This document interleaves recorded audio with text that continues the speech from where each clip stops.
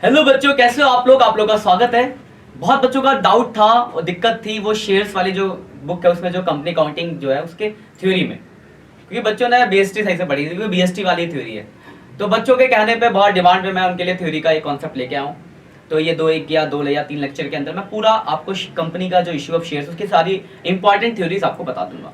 तो स्टार्ट करते हैं फटाफट। तो सबसे पहली बात, आपको कंपनी क्या होती है। तो कंपनी क्या है भाई, आर्टिफिशियल पर्सन है। कंपनी जो artificial person created by law, एक आर्टिफिशियल पर्सन है जिसको कौन क्रिएट करता है, लॉ। इंसान नहीं है पर कागजों में इंसान है, और इसका परपेचुअल एग्जिस्टेंस, कंपनी कभी बंद नहीं होती, जल्दी चलती रहती कंपनी, परपेचुअल एग्जिस्टेंस। तो देखो ये इसकी डेफिनेशन है, देखो क्या लिखा हुआ है, अगर आप ध्यान से देखो कीवर्ड टॉप पे होना चाहिए। देखो लिखा है मीनिंग है the company is an artificial person. क्या एक आर्टिफिशियल पर्सन है which is separate from the member, मतलब शेयरहोल्डर से अलग है। शेयरहोल्डर डिफरेंट, कंपनीज अलग।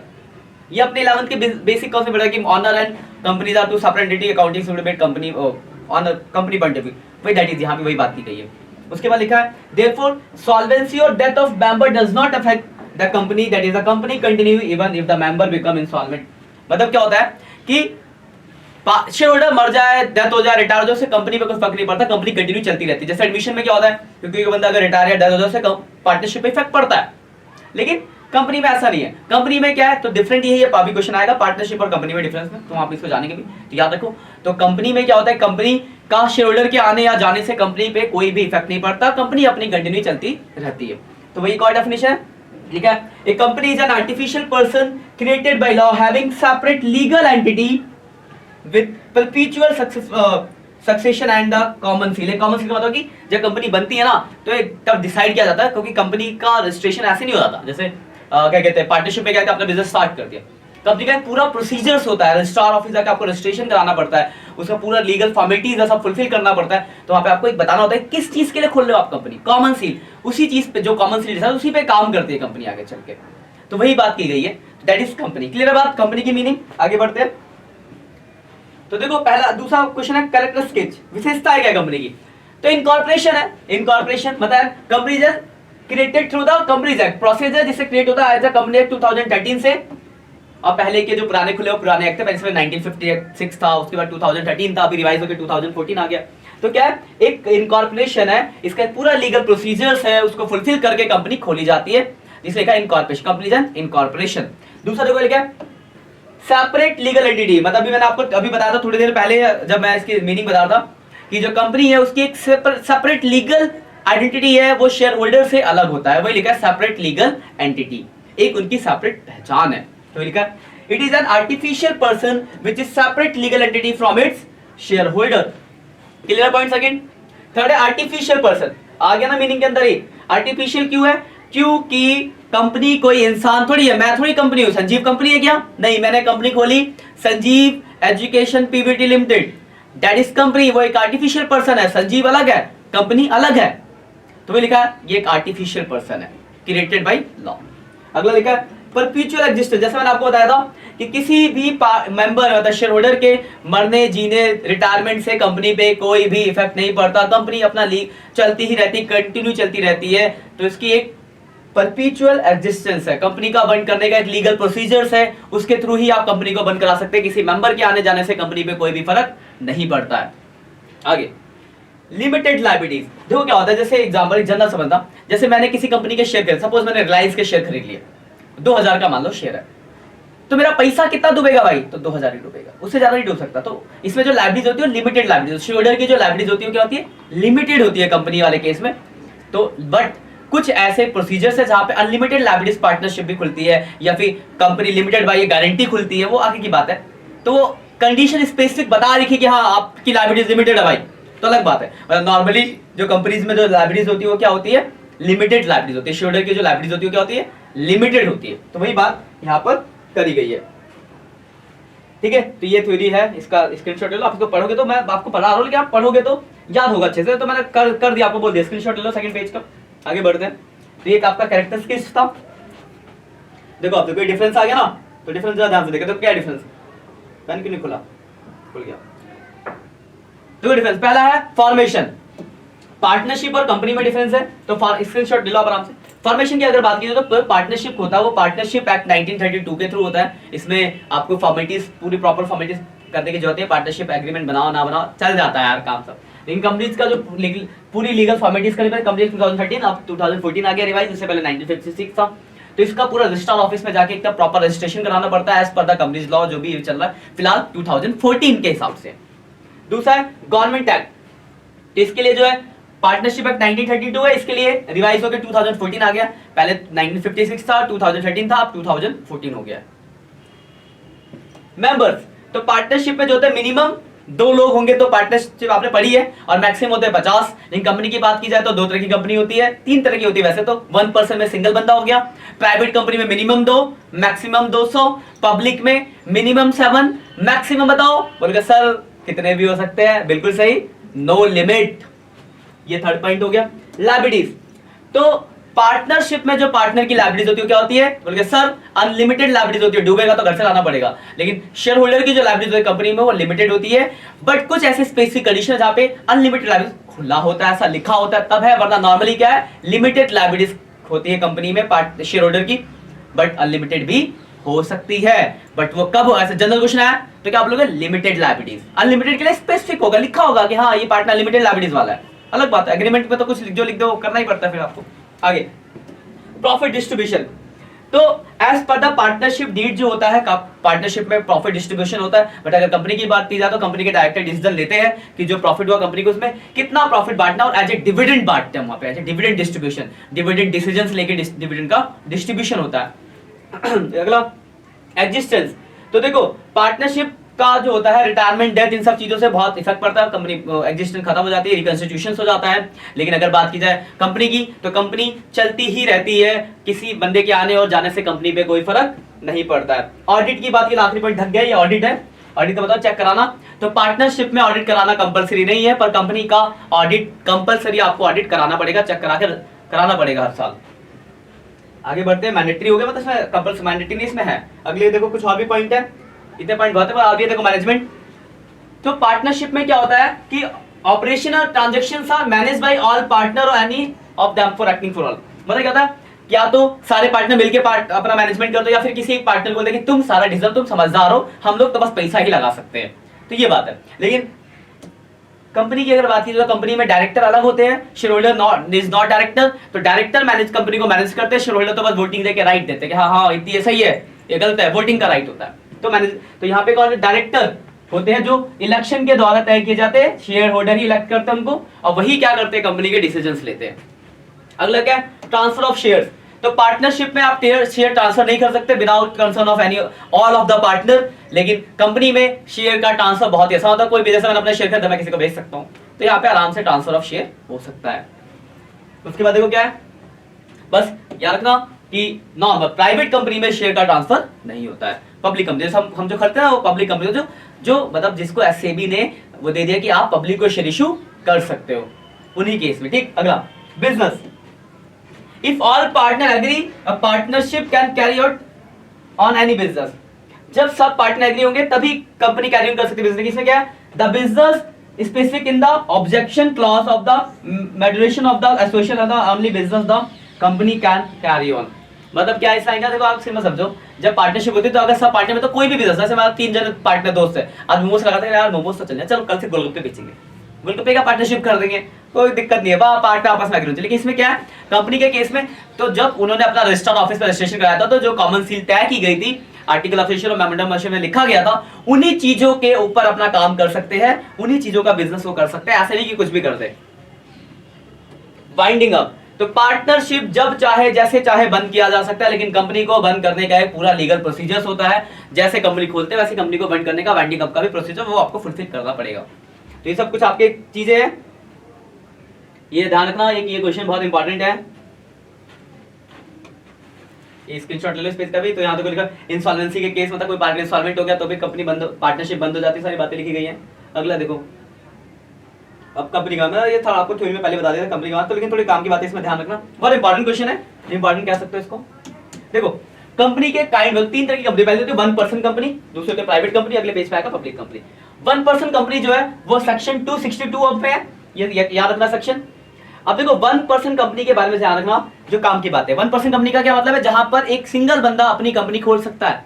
तो उसमें कुछ बातें रखना, पहला डायरेक्टर, तो 1% कंपनी में एटलीस्ट 1 डायरेक्टर और 15 नॉट मोर देन, एक कम से कम एक हो और 15 से कम होने चाहिए।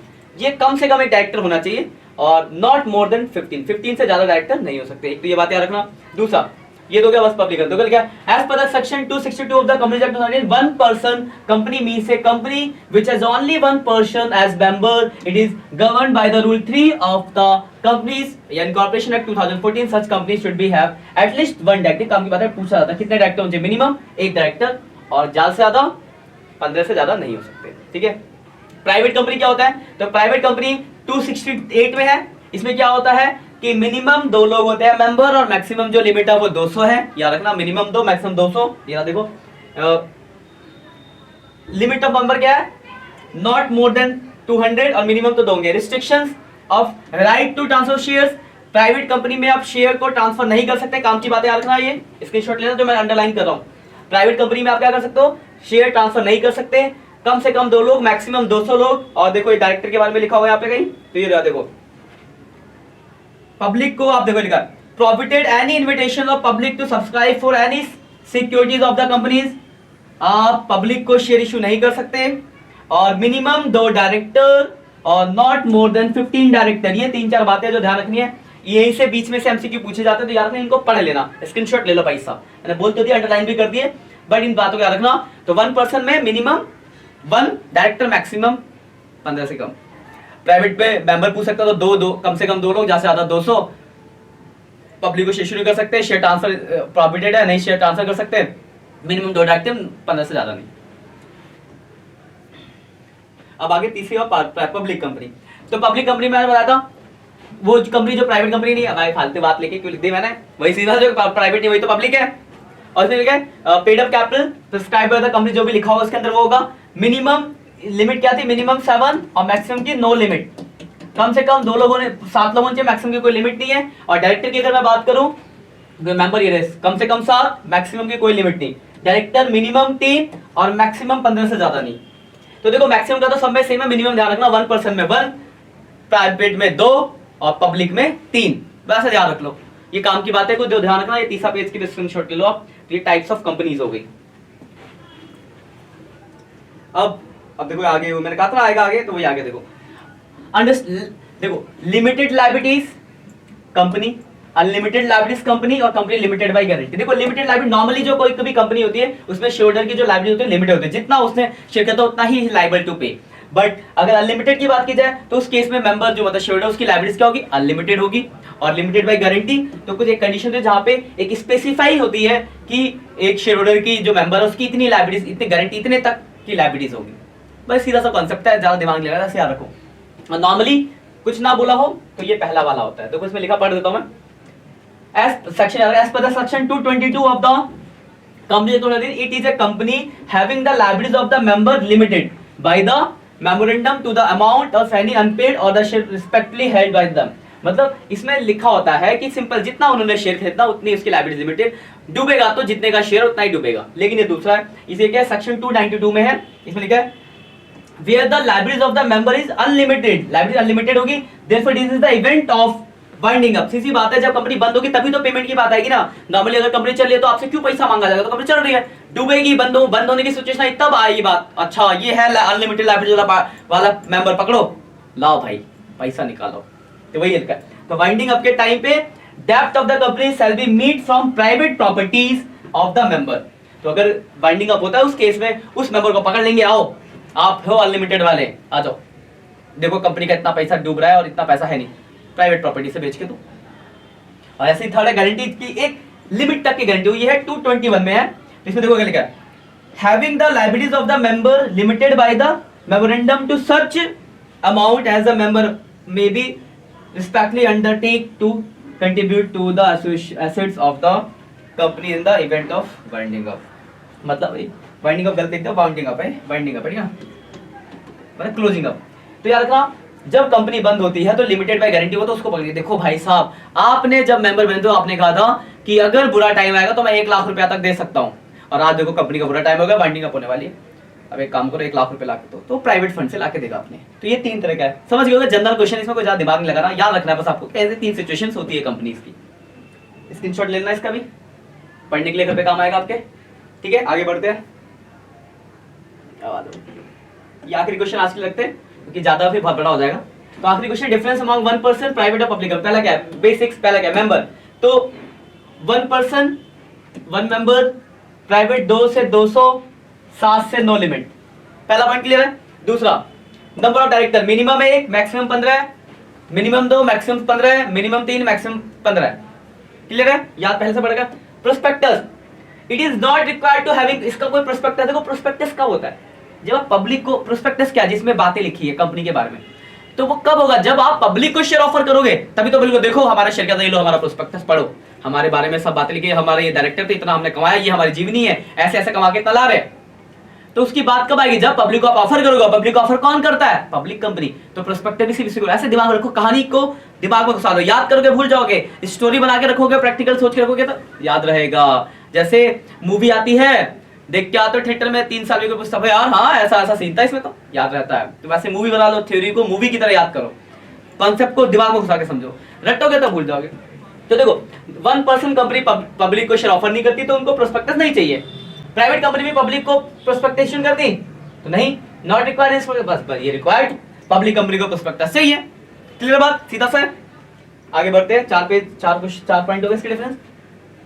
या बस ये आखिरी क्वेश्चन है, इसके बाद हम अगली क्लास से पढ़ेंगे। हमने यहाँ तक पढ़ लिया तीनों में डिफरेंस था, ठीक है ना।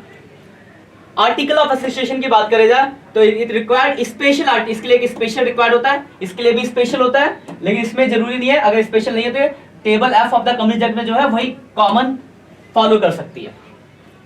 टेबल एफ में बहुत सारी बातें लिखी, वो आपको अभी नहीं पढ़ना कि टेबल एफ में क्या क्या है। अगला, नेम ऑफ द कंपनी, तो ओपीसी होता है, इसके आगे कंपनी के आगे लगा हुआ, इसके आगे प्राइवेट लिमिटेड लगा होता है, इसके आगे is use the word UPC as a part of company. ओहो, इसके आगे लिमिटेड लगा होता है ना, गलती से टाइप हो गया, लिमिटेड कंपनी लगा होता है इसके आगे, ठीक है, मिसप्रिंट हो गया था मैं। अगला, शेयर सब्सक्रिप्शन, जब पब्लिक को ऑफर ही नहीं किया तो जब यहाँ पे नॉट रिक्वायर्ड, यहाँ नॉट रिक्वायर्ड, यहाँ शेयर सब्सक्रिप्शन की जरूरत पड़ती है क्योंकि ऑफर करते हैं पब्लिक को। अगला, शेयर अलाउटमेंट, यहाँ नहीं होता, यहाँ अलाउड कर सकते हैं लेकिन किसको, जिसको डायरेक्टली डिसाइड किया, कुछ स्पेसिफिक लोगों को कर सकते हैं प्राइवेट कंपनी के केस में, और यहाँ तो होता ही है, पब्लिक को हम करते हैं। मिनिमम सब्सक्रिप्शन की भी रिक्वायरमेंट होती है जो 90% होता है, फिर भी हम पढ़ेंगे आगे। तो मिनिमम रिक्वायरमेंट 90%, जितना भी शेयर पब्लिक को ऑफर कर रहा है उसका 90% सब्सक्राइब होना चाहिए, तभी आप शेयर को आगे प्रोसीड कर सकते हो। तो वाली बात है, ये आगे पढ़ लेंगे। पब्लिक डिपॉजिट, तो यहाँ कोई पब्लिक डिपॉजिट नहीं होता, यहाँ भी नहीं होता, यहाँ पे हम पब्लिक ऑफर करें तो यहाँ पे पब्लिक डिपॉजिट होता है। ट्रांसफर ऑफ शेयर, यहाँ नहीं हो सकता, यहाँ भी नहीं हो सकता, यहाँ ट्रांसफर ऑफ हो सकता है क्योंकि पब्लिक ऑफर कर रहा हो। तो सीधा सा क्वेश्चन है ये आपका। तो आज के लिए हम इतना ही रखते हैं, आगे हम देखो अगली क्लास में बताता हूँ, यहाँ से स्टार्ट करेंगे हम। बता कंपनी कैसे स्टार्ट होती है, यहाँ से हम स्टार्ट करेंगे कि how to start the company. याद रखना, ये सेकंड लेक्चर में हम रखेंगे इसको, सेकंड लेक्चर के लगते हैं कंपनी का इनकॉर्पोरेशन। इससे पहले तक का हमने पढ़ लिया है, तो जो हमने क्वेश्चन पढ़े उसको आप अच्छे से रिवाइज कर लेना, उसके नोट्स बना लेना, और अगले में आगे बढ़ेंगे। तो बहुत ही इंपॉर्टेंट चैप्टर आपका ये, इसका थ्योरी के पॉइंट ऑफ व्यू से भी और प्रैक्टिकल के पॉइंट ऑफ व्यू से। प्रैक्टिकल के हम बहुत 21 लेक्चर डाल चुका मैं आपको, और इंपॉर्टेंट भी डाल रहा हूँ अभी, तो वहां से आप अपना ये चैप्टर जरूर करके जाना, ये करके जाना, और अगला वाला, क्योंकि बुक बहुत छोटी सी और पूरे 24 नंबर की बुक है, तो बहुत वेट रखते हैं। 14 नंबर ये और 10 नंबर अगला चैप्टर। अगला तो बहुत छोटा चैप्टर एडवेंचर, इसमें तो बहुत कुछ पढ़ना आपको, पर ये आपके डेली जिंदगी में आने वाले फ्यूचर में भी बहुत काम आएगा अगर आप कॉमर्स से ही रहते हो तो। ट्रेडिंग वेडिंग बहुत चीज़ों आप इसको एनालाइज विजुलाइज कर पाओगे, विजुलाइज करोगे ना तो जिंदगी से रिलेट करोगे, कनेक्ट करोगे, तो इसलिए बहुत इंपॉर्टेंट है आप कॉमर्स के स्टूडेंट हो, इस बात को समझो, ठीक है। तो बाकी मिलते हैं नेक्स्ट लेक्चर में। अगर आपको वीडियो अच्छी लग रही है तो प्लीज वीडियो को लाइक करें, कमेंट करें, दोस्तों के साथ शेयर करें, और बाकी दोस्तों को भी पहुंचाए, उनको भी पता चले, वो भी पढ़े। और all the best for your exam जल्दी आने वाले हैं, तो अच्छे से पढ़ाई कीजिए। Bye bye.